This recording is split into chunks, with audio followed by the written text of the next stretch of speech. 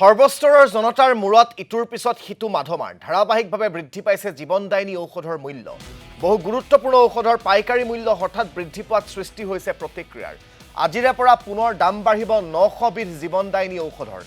1 এপ্ৰিলৰ পৰা বৃদ্ধি পাব ৰক্তচাপৰ পৰা হৃদৰোগ, কিডনিৰ ৰোগলৈকে ঔষধৰ দাম। কলেষ্টৰেল, ইনচুলিন, ডায়েৰিয়া, গেষ্ট্ৰ, পক্ষাঘাত আদিৰ ৰোগৰ ঔষধৰ দামো অন্তৰ্ভুক্ত হৈছে দাম বৃদ্ধি হ'বলগীয়া তালিকাত। ঔষধৰ দাম 1.74% বৃদ্ধিৰ সিদ্ধান্ত ৰাষ্ট্ৰীয় ঔষধি মূল্য নিৰ্ধাৰণ প্ৰাধিকৰণে গ্ৰহণ কৰিছে আৰু তাৰ পিছতে এতিয়া যথেষ্ট ৰাইজৰ মাজত প্ৰতিক্ৰিয়াৰ সৃষ্টি হোৱা পৰিলক্ষিত হৈছে। ক্ৰেতা বিক্ৰেতা সকলোৱে প্ৰতিক্ৰিয়া প্ৰকাশ কৰিছে। আমি ইতিমধ্যে গুৱাহাটী মহানগৰীৰ ৰাইজৰ প্ৰতিক্ৰিয়া আপোনালোকক শুনুৱাইছোঁ। এইবাৰ আমি আপোনালোকক প্ৰতিক্ৰিয়া শুনাব খুজিছোঁ ৰূপহীহাটৰ জনতাৰ।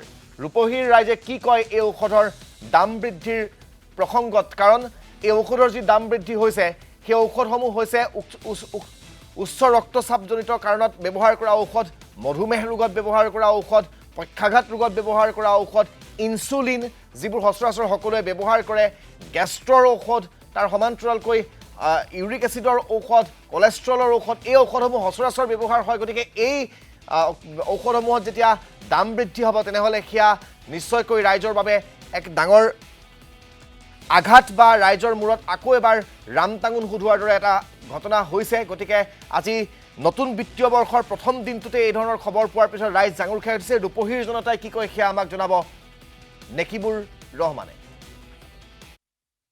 হয়, ৰাজ্যত পুনৰ জনতাৰ মূৰত মাধমাৰ সদাই বৃদ্ধি কৰিব লৈছে যি জীৱনদায়িনী ঔষধ, আৰু ঔষধৰ ইতিমধ্যে 1.74% পুনৰ মূল্য বৃদ্ধি কৰিবলৈ ইতিমধ্যে সিদ্ধান্ত গ্ৰহণ কৰিছে, যাক লৈ ইতিমধ্যে দেখা গৈছে যিসকল জনতা আছিলে জনতাৰ এক হাহাকাৰময় পৰিৱেশ। কিয়নো বিগত বছৰত কেইবাবাৰো ঔষধৰ যি মূল্য, জীৱনদায়িনী ঔষধ আৰু ঔষধৰ মূল্য বৃদ্ধিয়ে ইতিমধ্যে কোঙা কৰি পেলাইছে যি সাধাৰণ জনতা আছে। সাধাৰণ জনতাক এই মুহূৰ্তত মই উপস্থিত হৈছোহে এখন বিশেষ ফাৰ্মাচীত, আৰু মোৰ সৈতে আছে যি নগাঁও জিলাৰ এই ফাৰ্মাচিষ্ট, পঞ্জীয়নভুক্ত ফাৰ্মাচিষ্ট সন্থাৰ সভাপতি আশিকুৰ ৰহমান। তেখেতৰ কাষলৈ যাম আৰু মন্তব্য ল'বলৈ যত্ন কৰিম।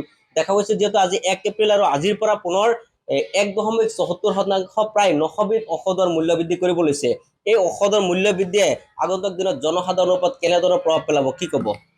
প্ৰভাৱটো মানে বেয়াকৈ প্ৰভাৱ পেলাব, কাৰণ চাওক আজি প্ৰেছাৰৰ মেডিচিন, আজি আপোনাৰ চুগাৰৰ মেডিচিন, আজি হাৰ্টৰ যি মেডিচিন আছে, সকলো মেডিচিন আপোনাৰ এনেকুৱা বহুত মানুহ আছে মানে দৈনন্দিন খাব লাগে।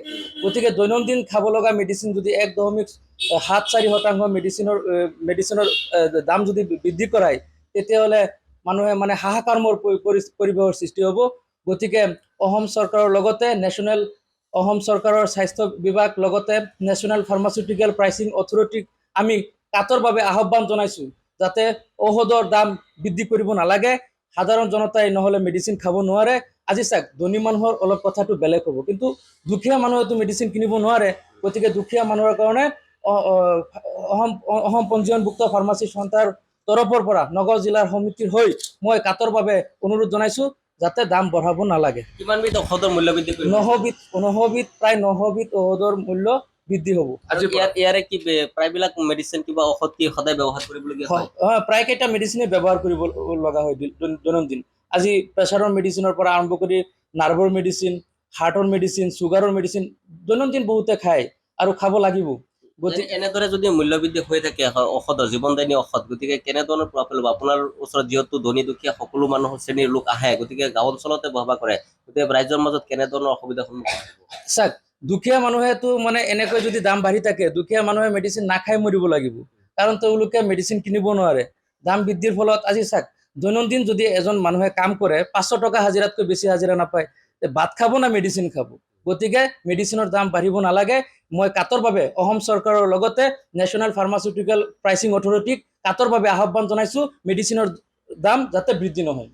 আৰু নিশ্চিতভাৱে এটা কথা উল্লেখ কৰিবলগীয়া, যিহেতু পুনৰ প্ৰায় 900 বিধকৈ ঔষধৰ যি মূল্য বৃদ্ধি, আৰু সেই মূল্য বৃদ্ধিয়ে কিন্তু যিসকল সৰ্বসাধাৰণ জনতা আছে, সৰ্বসাধাৰণ জনতাৰ মূৰত কিন্তু ৰামটাঙোন পৰিব। কিয়নো ৰূপহীৰ ক্ৰেতা বিক্ৰেতাৰ প্ৰতিক্ৰিয়া আমি আপোনালোকক শুনোৱালো, আৰু এই ঔষধৰ দাম বৃদ্ধিৰ প্ৰসংগক লৈ এতিয়া সৰ্বত্ৰ প্ৰতিক্ৰিয়াৰ সৃষ্টি হৈছে। কেৱল গুৱাহাটী বা অন্যান্য প্ৰান্ততে নহয়, প্ৰতিটো স্থানৰ ৰাইজেই প্ৰতিক্ৰিয়া প্ৰকাশ কৰিছে আৰু এই কাৰ্যৰ বিৰোধিতা কৰিছে।